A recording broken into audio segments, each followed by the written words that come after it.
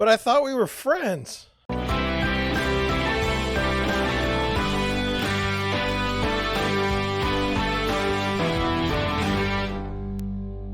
Good afternoon. So, wow, charged problem today. The question is, should I hire my friend as my real estate agent? Now, that's a tough question. And we'll go through it. And so I saw something online. It was an advice column, and the question was asked, should I hire my friend as our real estate agent? And so let's look at their particular scenario because it depends. Okay.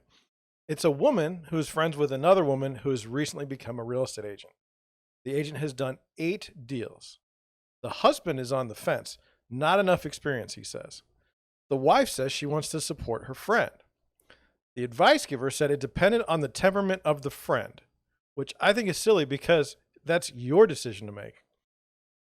Let's understand just up front that I'm severely biased in this question, so I'll put it in the nature of should versus should not. All right. You should hire your friend if you want to remain friends. You know when your kid wants to sell some candy for a fundraiser? Yeah, if you don't pick your friend to sell your house, don't waste your time with the kid's candy. It's not happening. You may think this is harsh, and maybe it is. But if you can't even have your friends use you in a transaction as a real estate agent, that's not a good sign for you. I mean, that's not going to be good. Well, number 2, you want someone who wants you to have great success. I show houses to people all the time, and really I consider all of my clients friends. When we're on the hunt for a new house, I want them to get the best out of the best house for them, the one that they can live in for many years and be happy with. And when they do finally get that house, I couldn't be more happy for them. There's like an extra incentive when you're working with your friends because some of the pressures aren't as bad. You don't really think your friend is gonna like totally fire you if something doesn't go well because you've built up this long relationship, and so you're a little bit more comfortable and it's a little bit less stressful. But like I said, I treat all my clients as friends, and I just try to do the best job I can for everyone. Number 3, you want to work with someone you trust. If you're good friends with someone, there's a good chance you know them well enough to trust them. And after all, why are you friends? Trust is so important with respect to buying or selling a home. So, I mean, that speaks for itself. Just, you should be able to trust your friends, right? I mean, that seems obvious, unless it's a Facebook friend, and then, all bets are off. Number 4, you've had a stressful situation before. So, if you're working with your friend in a real estate transaction, there's a high chance that you'll encounter stress along the way. From offer acceptance to inspections to loan funding, there are areas where it's just stressful.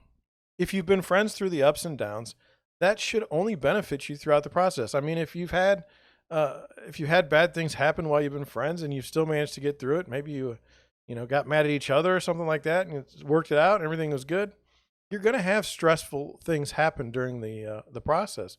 And to go through that with a friend, I think would be a pretty decent deal. You should not hire your friend if, number 1, you think you should never do business with friends. Some people are like this, and they will say that they do it because they value the friendship over business. I don't understand that logic. If you can't do business with friends, what's the point? Do I actively go out of my way to do business with friends in my other transactions? Yeah, probably. Probably. If I knew somebody that owned an automotive shop, a garage, I would definitely go to them first. I wouldn't think anything of it. That's just the way it is. So you should also not hire your friend if you think your friend's an idiot. The husband in this scenario showing reservation and hiring the friend is a tell. It's probably not the experience that he's worried about. It could just be that your friend's an idiot and there's no reason to use them for any reason. Now, I know that sounds harsh, but everyone probably has that friend that they're just uncomfortable working with. As an example, I can remember some friends I've had along the way that I wouldn't trust to be able to walk and chew gum at the same time. I don't know what that says about me, but I definitely wouldn't use them for a transaction like buying a house. Number 3, you should not use your friend if your friend can't keep their mouth shut. You know how you have a friend who's always friends with another friend of yours?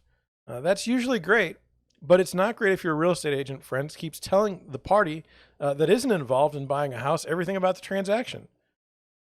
As an agent, you have to keep your mouth shut when working with friends. You owe that to your client.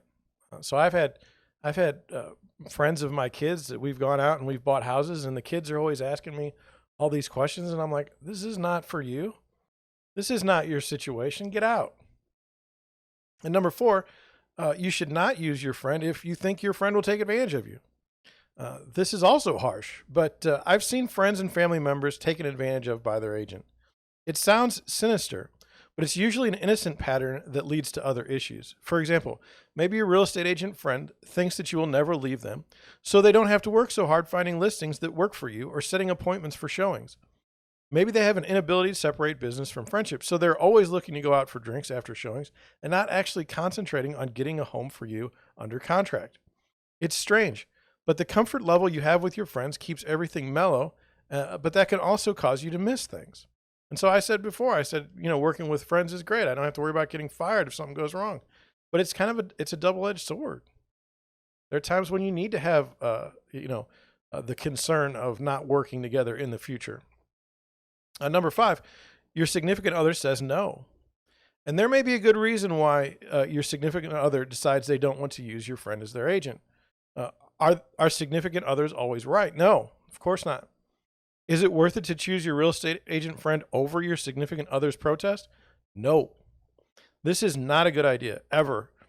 There's an order in a relationship, and when you choose a friend over your significant other, in this case, here's what's going to happen. They're going to pick at every single thing the real estate agent does. It doesn't matter if it's the best agent that ever walked the planet. The significant other will find things to complain about, including, A, we bought a house too fast, or B, we bought a house too slow. A, we didn't look at enough houses, or B, we looked at too many houses. A, we should have asked for more during inspections, and B, we asked for too much during inspections. They will second guess everything, which will make the transaction much more stressful and much less rewarding. I've seen this behavior both from significant others and parents of children buying homes. It is a real issue. As a couple, you need to be in agreement on how to proceed and not have one of your own sowing doubt.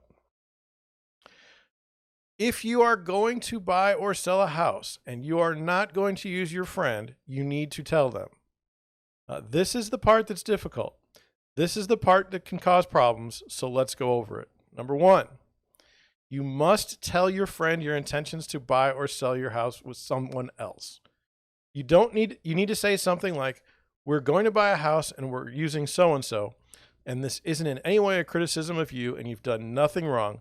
We just prefer to use so-and-so.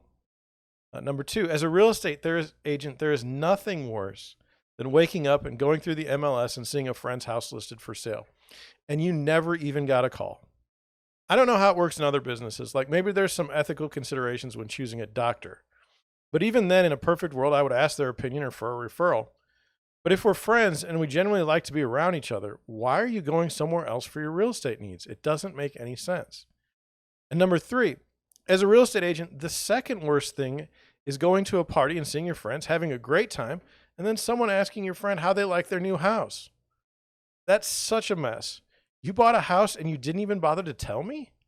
What in the world is going on? How long were you going to keep that a secret? Forever? Again, it's totally okay to use another real estate agent. But if you're friends with someone and don't tell them that you're using someone else before they find out, that's on you. The real estate agent has a right to be pissed. Now, they may be upset about it anyway, no matter if you tell them or not, but that would be on them. That's giving them the respect and the option to behave like a professional. So I've had friends use other agents. I've had friends forget that I was an agent, which, it's kind of weird. You don't think you have to sell to your friends. You think they would just know that you're an agent. But, they get to thinking about something else or they get excited and they're like, oh, I'm so sorry. It's like, okay. But anyway, should you use your friends? It just depends on the friend. I mean, if your friend is a terrible person, then obviously don't use them. But what does that say about you if you're friends with someone that's a terrible person? Aren't we supposed to be like the product of the 5 friends we have that are closest to us or something like that? I don't know. I read that somewhere once. I don't know if it's true. But that's really all I have for you today. Thank you for watching. Thank you for listening, and I'll catch you on the next one.